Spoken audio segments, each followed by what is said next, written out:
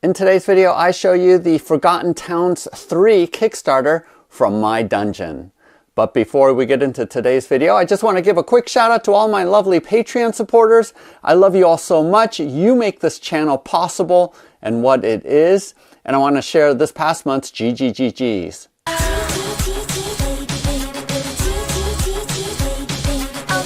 Each month, Bob the Beholder picks some of my Patreon supporters to receive gratitude gifts. And for this past month of October of 2025, we have Doug S. and Sean M. receiving a pledge for the Darkspire 3 campaign. We have Carl P. and Jonathan F. getting a pledge for the current Saucerman Trenches campaign. And then finally, Max P. is receiving $100 to go towards the Mega Dungeons Kickstarter. Go ahead and use the link below to go to my Patreon page where you can find out this month's gratitude gifts, which actually includes 2 pledges for this Forgotten Towns 3 campaign. So this is a Kickstarter preview video because the Forgotten Towns 3 campaign is going to be launching on November 12th. So go ahead and use the link below to go to the pre-campaign launch page and sign up to be notified, as there is going to be an early bird discount of 25% for people who pledge early. My Dungeon did reach out to me and did provide these files. Now, a couple of them are free downloads, and so you can download them right now if you want to test them out. This STL file here for this scatter terrain, and then this file here is also going to be for free. So I went ahead and printed those out, as well as this file from the upcoming campaign that is going to be coming out called The House of Whispers, which I think looks really cool.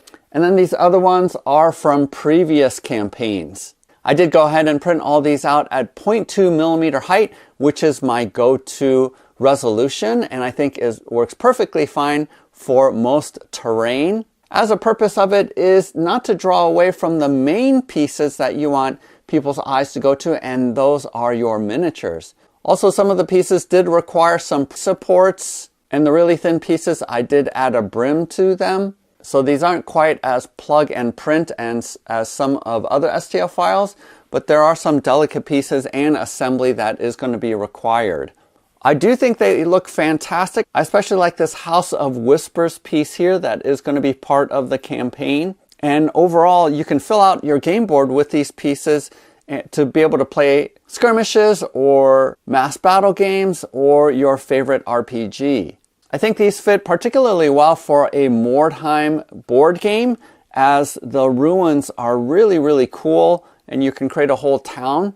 And the other thing that I really like, and you guys know this if you've been watching my channel for a while, in my wargaming, I love having ruins over full intact buildings, just because you have more line of sight through the ruins than you do with intact buildings. So this set is ideal for my one-page rules, as well as my other skirmishers, just because they do provide cover, but not so much that you can't see through at some spots. I do have a painting tutorial at the end of the video, so feel free to use the timestamps if you want to skip to that.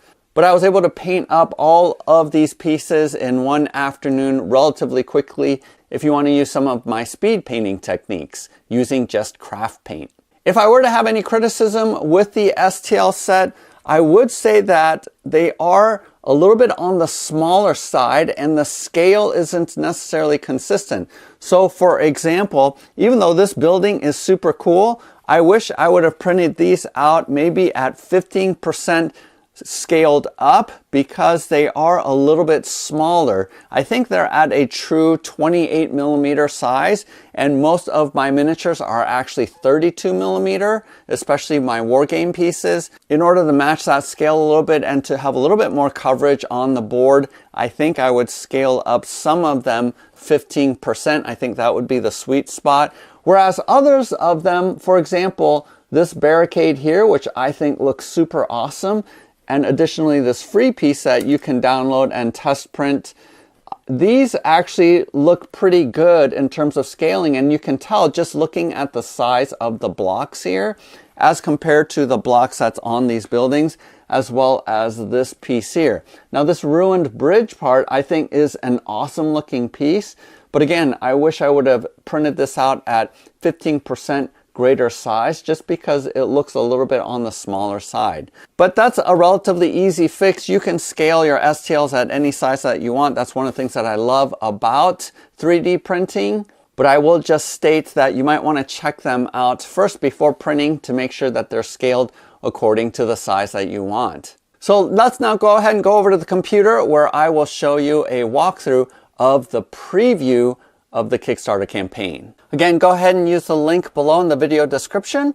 and click on notify me on launch so that you receive that notification next Tuesday when this does go live, and then you can jump in on the discounted early bird. And it doesn't have the pledge levels, but just want to walk you through some of the files that's going to be made available. I really like all of the details that are found on these pieces. And again, I just love the fact that it is ruined pieces so that you can see through it, have line of sight. This is the building that I printed out that they sent to me. And this is the test model that you can print out for free if you want to check it out and see how it prints on your printer. And then this is a video for their very first campaign. And like I mentioned before, I think this board looks great, would be perfect for a game like Mordheim or any skirmish games that you want to play. And again, this is another piece that I downloaded because it is available for free.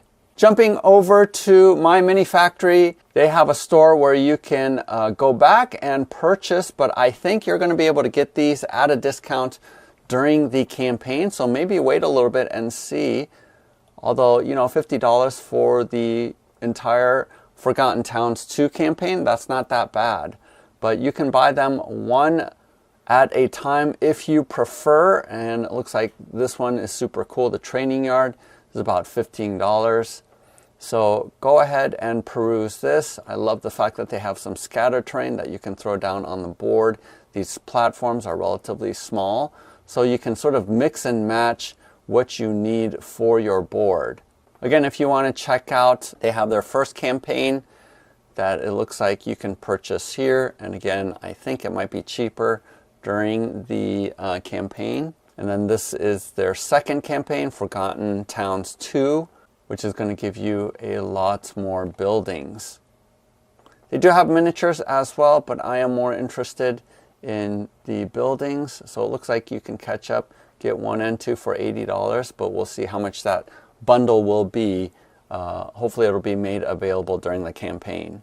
So there you have it. Make sure to like and subscribe as I'm going to be producing more videos with STL files for your favorite wargaming or board game hobby. And again, use the link below to go to my Patreon page where you can get in on this month's gratitude gifts, where Bob the Beholder makes his picks at the end of this month. And you're going to get a chance to receive one of 2 pledges that is up for gratitude gifts at the end of the month for this current campaign. Go ahead and stick around if you're interested in the painting tutorial. Otherwise, happy printing, happy gaming. We'll see you next time.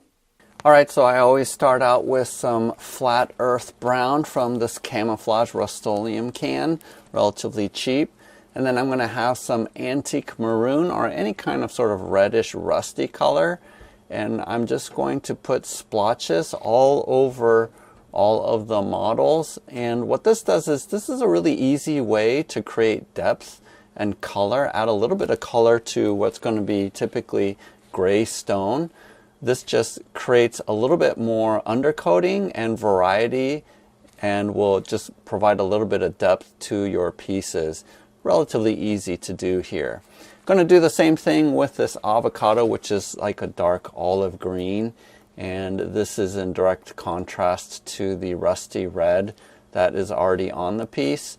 But it also is natural for ruins to have some kind of moss growing on it. So I find sort of this combo of rusty red and olive green to be a really good kind of base coat.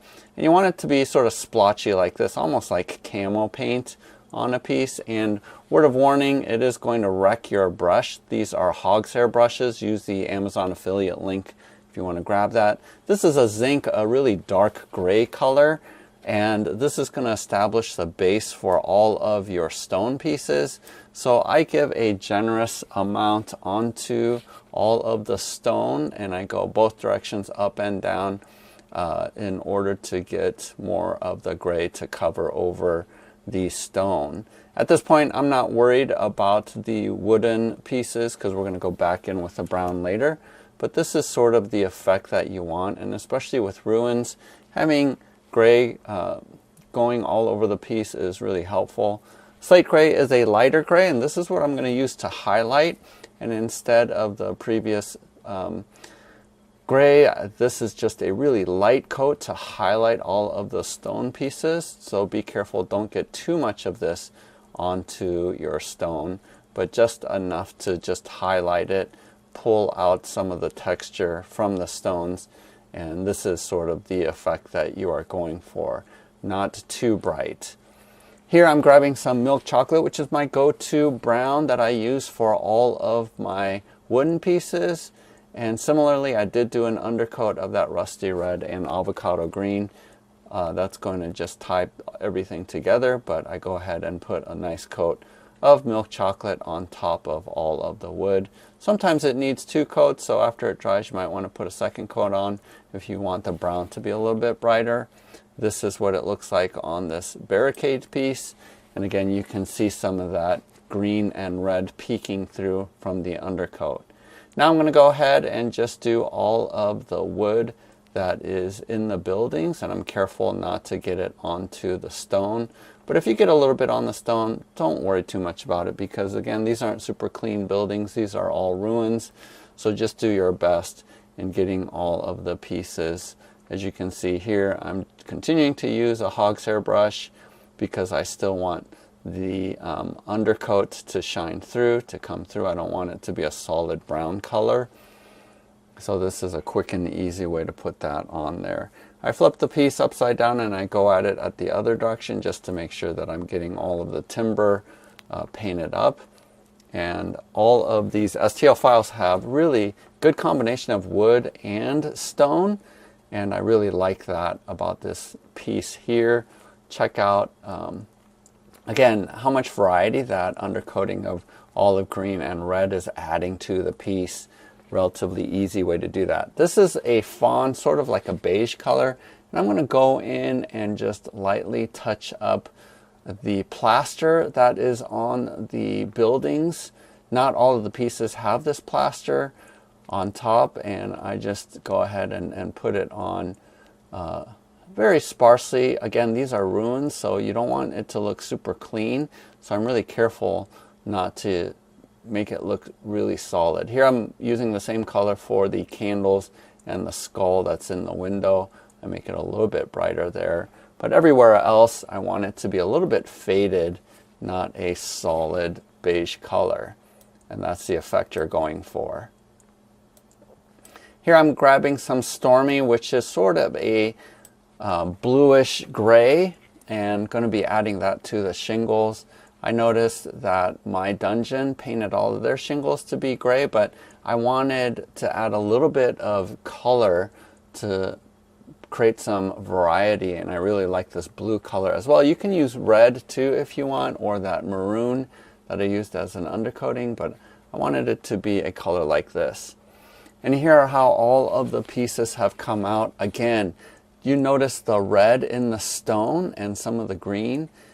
Again, that I think creates a lot of depth to the piece in a really easy way. You can do other colors for your undercoating if you wanted to. In the past, I've used purple or blue. Sort of experiment and see what effects you like to create in your stonework. But the olive green and the red is what I really like.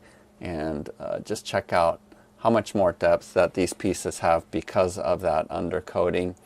And then here's the barricade. Again, I really like this piece a lot. It has a lot of functionality for being on the board. So here's a sample of scale with some miniatures. The Guitarist Bard is actually a true 28mm, but these other miniatures are more like 32, so just wanted to give you a sense of scale. But overall, super happy with how these turned out. I think you can get these painted out really quickly too if you follow my tutorial. Otherwise, I'll see you next time.